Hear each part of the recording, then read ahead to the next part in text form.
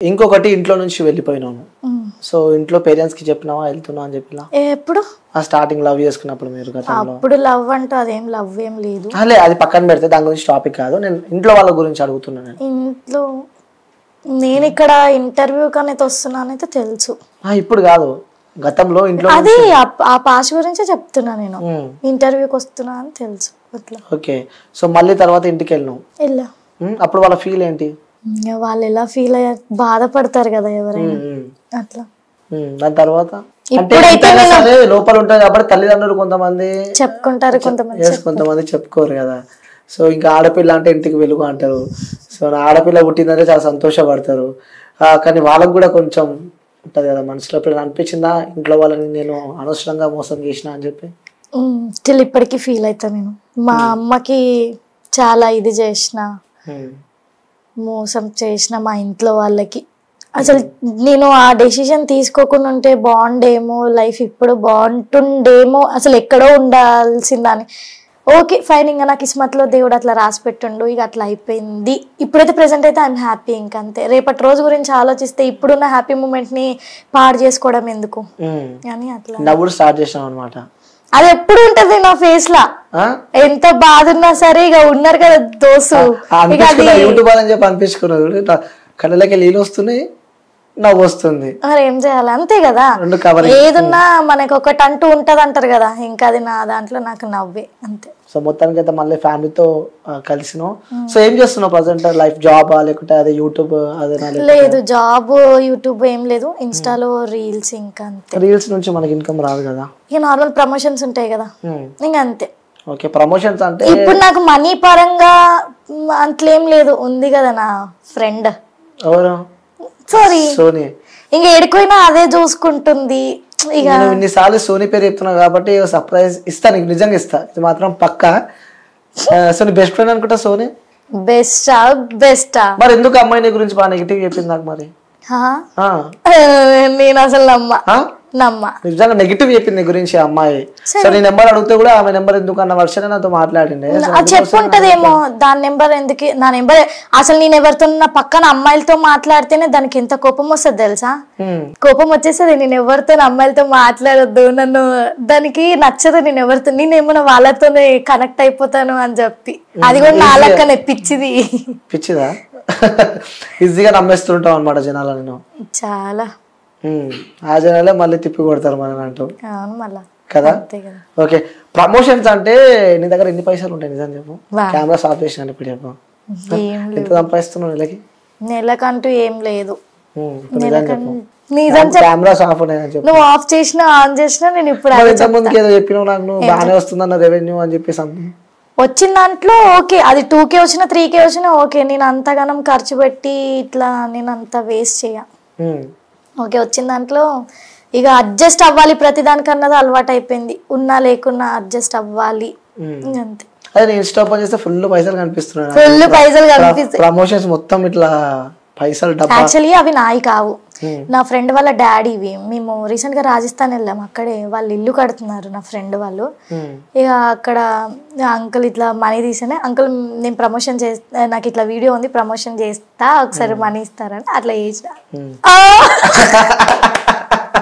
So అంటే మొత్తం డబ్బులు ఈమె కాదనమాట. అంటే ప్రమోషన్ అందరినీ ఇప్పించాలని జనాలని. అగ్గో ఇట్లా వద్దు చెప్తున్నా. ఇది పోతావా, లేస్తావా, ఇది కూడా వేస్తావా? లేవా? లేవా. మరి డబ్బులు ఎన్ని వస్తున్నాయి? అన్ని వస్తున్నాయి. వచ్చినాయి. ఎన్ని వచ్చినాయి? నేను చెప్పా ఎన్ని వచ్చినాయి. ఎందుకు అట్లా చెప్పవా? సో మొత్తానికి అయితే ఒక ఆన్సర్ అయితే ఇచ్చినావు. డబ్బులు అవి స్వేర్ గా చెప్తున్నా, అవైతే నా పైసలు కావు. నాకు వచ్చిన పైసలు అయితే ఉన్నాయి. వచ్చిన పైసలు అయితే ఉన్నాయి. నాకు ఇస్తావా మరి? తీసుకో. ఎన్ని ఇస్తావు? ఎన్ని కావాలి? ఎన్ని అడుగుతాను ఇస్తావు? 10 లక్షలు కావాలి. ఓమ్మో, లేవా అని? నిజంగా లేవా అని పైసలు? లేవు. నేను చూసినా గారే మస్తు 10 లక్షలు ఉంటే నేను ఇట్లా ఎందుకుంటా, ఇంత ఇంకా చిల్ అవుతుండే, బయటకు వెళ్తుండే. ఇప్పుడు అయితే లేవా? అవుతున్నా. వచ్చేటప్పుడే చిల్ అవుట్ అయ్యి వచ్చినావు. నోరు తెరువు కాలే. ఎందుకు చెప్పు, చెయ్యొద్దు. లేదు జస్ట్ ఫన్ అనమాట. సో నాకు తెలుసు ఆయన థమ్స్అప్ అని చెప్పి నువ్వు పెడితే వాళ్ళకి నువ్వు రియాక్షన్ ఇస్తే ఇంకా వాళ్ళు ఏదో అనుకుంటారు. సో జోక్స్ పక్కన పెడితే సో చాలా ఇంటర్వ్యూస్ చూసాను నీవి, కానీ నీ గురించి భయం లేదు కానీ సో ఏదో మొన్న ఇష్యూ గురించి అందులో ఉంది కానీ. సో ఎక్కడ నువ్వు పుట్టింది, ఎక్కడ ప్లేస్? నేను పుట్టింది అశ్వాపురం, అంటే భద్రాచలం దగ్గర. ఖమ్మమ ఆల్మోస్ట్ అక్కడ దగ్గర, నియర్ బై భద్రాచలం. ఓకే. చదువుకుంది కూడా అక్కడే, కాలేజ్ వచ్చేసి భద్రాచలంలో. ఎంతవరకు చదువుకున్నావు? ITI చేసిన తర్వాత ఖాళీ అప్రెంటిస్ చేద్దామని. నేను ఎందుకు ఆ వేళ వెళ్ళా అంటే ఇప్పుడు గర్ల్స్ కి ఎక్కువ ప్రిఫరెన్స్ ఉంది ITI పైన. ఇంకా మా మామ బాబాయ్ వాళ్ళందరూ కొంచెం సెటిల్డ్, ఇంకా వాళ్ళ త్రూగా నేను వెళ్ళా. ఇట్లా చెయ్యి జల్దీ అప్రెంటిస్ చేస్తే నేను చూసుకుంటాను, సరే ఈజీగా సెటిల్ అయిపోవచ్చు అన్న వే ఆఫ్ థాట్ లో ఉండే నేను, మా పేరెంట్స్. అట్లా సడన్ గా లైఫ్ ఇట్లా పోయేది. మళ్ళీ రివర్స్ ఎందుకు వచ్చినా నాకు ఇప్పటికీ అర్థం కావట్లేదు, వేసి వచ్చినా అనిపిస్తుంది. ఊర్లో నుంచి పేరెంట్స్ అందరూ అక్కడే ఉంటారా, ఇక్కడ ఉంటారా? అక్కడే. ఒక్కదాన్ని వచ్చినా? ఇక్కడ ఒక్కదాన్ని వచ్చా అప్పుడు. ఇప్పుడు అర్థం ఎందుకు వచ్చినాయి మనసులో, అక్కడ ఉంటే మంచిగా ఉండే, అక్కడ ఉంటే మంచిగా ఉంటుండే. సో దాని తర్వాత ఎప్పుడు లైక్ అమ్మ నాన్న ఏం చేస్తున్నా వాళ్ళు? ఫస్ట్ మమ్మీ రియల్ ఎస్టేట్, మంచి పైసలు. డాడీ హెవీ వాటర్ ప్లాంట్ లో కాంట్రాక్టర్. Brothers sisters? అన్నయ్య బీటెక్ బాబా. చెల్లెలు? లేదు, నేనే చెల్ల. మీ అన్నకి చెప్తున్నా, నీ గురించి అడుగుతున్నా. చెల్లెలు అంటే చెప్పరా సాయి నువ్వే. అబ్బో సరే, ఓపెన్ అడుగుతున్నా క్వశ్చన్, భయపడవద్దు. సరే, అక్కడి నుంచి ఇక్కడికి వచ్చినావు, ఎందుకు వచ్చావు? నీకే అలా అయిపోయింది లైఫ్ అంటున్నావు.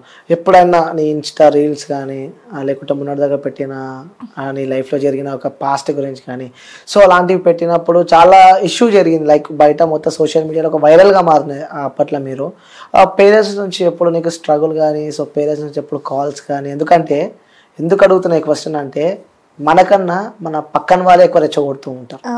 సో అందుకే ఈ క్వశ్చన్ అడగడం జరుగుతుంది. సో ఎప్పుడైనా మీ పేరెంట్స్ నుంచి కాల్ రావడం కానీ ఎందుకు ఇలా అవుతున్నావు అని చెప్పి ఇలాంటి క్వశ్చనరీ?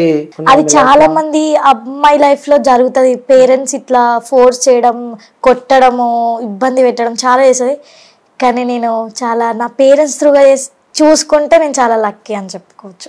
నా పేరెంట్స్ ఇప్పటి వరకు నన్ను ఒక్క మాట ఏమనలే. ఇక కొన్ని ఇక అంటారు నార్మల్ గా, కానీ నన్ను ఏమంత ఇబ్బంది అయితే పెట్టలే.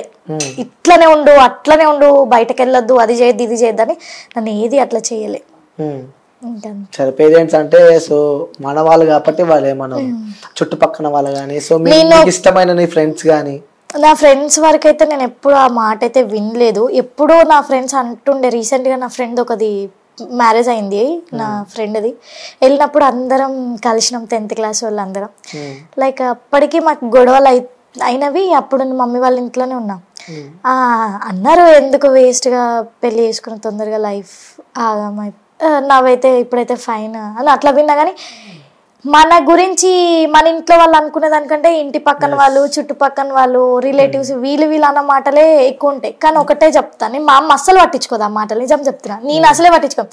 వాళ్ళు అంటున్నారంటే ఇప్పుడు ప్రతి ఒక్క గడపకి హిస్టరీ ఉంటది. ప్రతి ఒక్క ఎవరింట్లోనా కూతురు ఉంటది, కొడుకున్నా కూడా వాడు ఎన్నో చేస్తుండే బయట, వాడు వచ్చి చెప్పుకోడు కదా.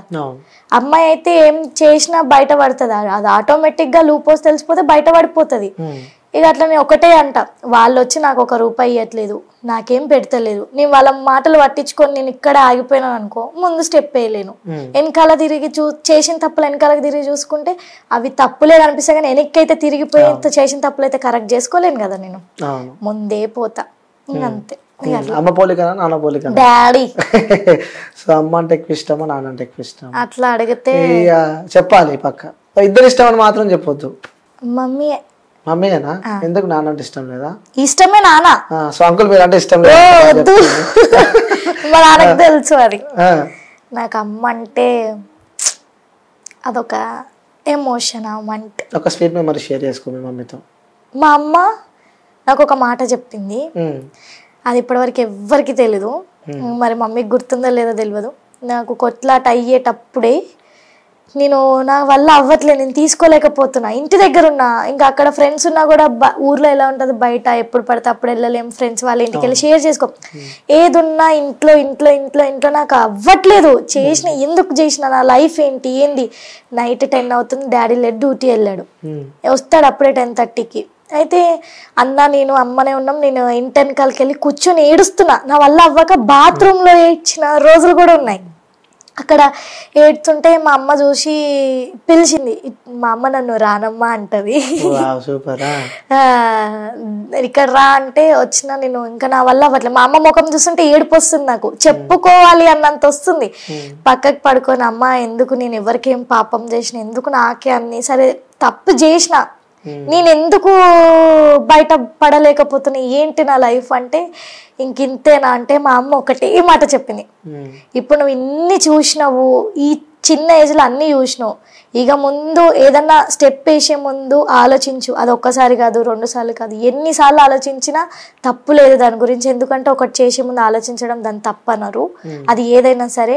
నువ్వు ఇంత బాధపడుతున్నావు, నిన్ను అర్థం చేసుకునేటోడు ఎక్కడన్నా ఒక్క చోట ఉంటాడు, నిన్ను అర్థం చేసుకుని నీ లైఫ్ లోకి వస్తాడు, ఏం బాధపడకండి మా అమ్మ.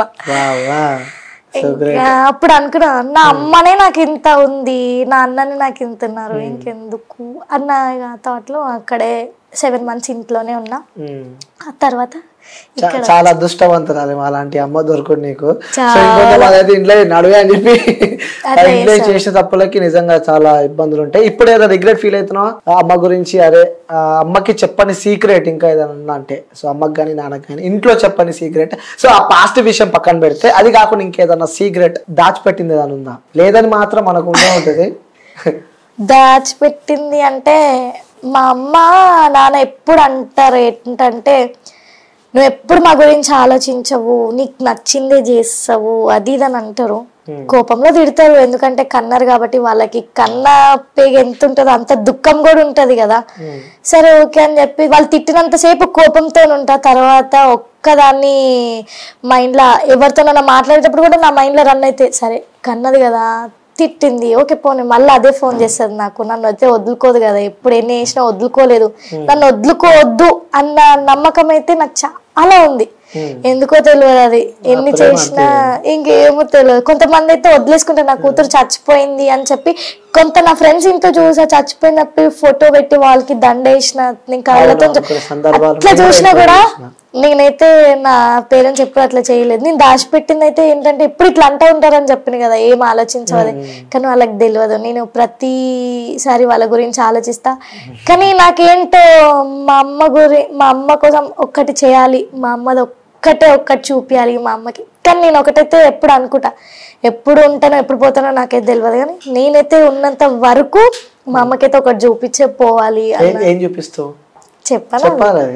చెప్పను అంటే ఏంటి అంటే ఎగ్జాంపుల్ చెప్పు.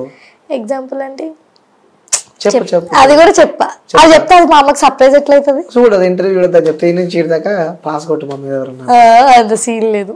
చెప్పవా? సరే అంటే ఏదో సర్ప్రైజ్ ఇస్తా ఉంటుంది, ఇచ్చినప్పుడు ఒక వీడియో తీసినా మా అమ్మ అనుకుంటుంది తెలుసా, అది నన్ను మోసం చేయకుండా ఉంటే చాలు. మీ కూతురు చాలా మారింది, ఎప్పుడైతే సర్ప్రైజ్ ఇస్తారో అప్పుడు నాకు వీడియో పంపు, నేను కూడా ప్లే చేస్తాను. అక్కడ ఇందాక కూడా మా అమ్మ ఇందాక ఎప్పుడు ఈ రీసెంట్ గానే నేను అన్ని నన్ను చెప్తే మా అమ్మకి ప్రతి ఒక్కటి షేర్ చేసుకుంటా. ఒకటి ఏంటంటే నాకు అర్థం కాదు, బాయ్స్ లా లవ్ లో ఉన్నప్పుడు ఒక అమ్మాయి ఒక అబ్బాయి రిలేషన్ లో ఉన్నప్పుడు ఎట్లుంటారంటే, ఆ అమ్మాయి చెప్తుంది ఏదైనా పని చేసుకో, మనము ఫ్యూచర్ లో సెట్ అవ్వాలి అని చెప్తే వాడు వినడు. అదే అగర్సే ఆ అమ్మాయి దూరం పెట్టుకుంటూ మెల్లమెల్లగా ఆ అమ్మాయికి ఆ అబ్బాయికి రిలేషన్ బ్రేక్ అయిపోయి సపరేట్ అవుతుందా, అప్పుడు ఎట్లయితే అరే అది నన్ను ఇట్లా అన్నది, దానికి నేనేందు ఉన్నప్పుడు ఇనురా చేయరా బాబు అంటే చేయరు, కానీ పక్క నుంచి పిల్లలు పోయిన తర్వాత సెటిల్ అవుతాడు. నేను ఇదేనా అమ్మా ఎందుకమ్మా ఉన్నన్ని రోజులు మనం చెప్తే వినరు, మనం వెళ్ళిపోయాక ఎందుకు ఇట్లా చేస్తారు, సెటిల్ అవుతారు అని చెప్పేసి అంటే, అంతే ఎవరిని నమ్మొద్దు అంతే అదేదో కొన్ని మాట్లాడుకుంటాము. మా అమ్మ అంటది, అమ్మ నేను ఇంకెవరిని నమ్మనమ్మా అంటే, నువ్వు అందరినీ నమ్ము, నన్ను మాత్రం నమ్మకు, నన్ను మోసం చేయి, నువ్వు నన్ను చేస్తూనే ఉండు, నేను మోసపోతే నాకు సిగ్గు రాదని అంటది మా అమ్మ. కానీ క్యూట్ కెమిస్ట్రీ అనమాట, ఇద్దరు బాగా నడుస్తూ ఉంటాయి.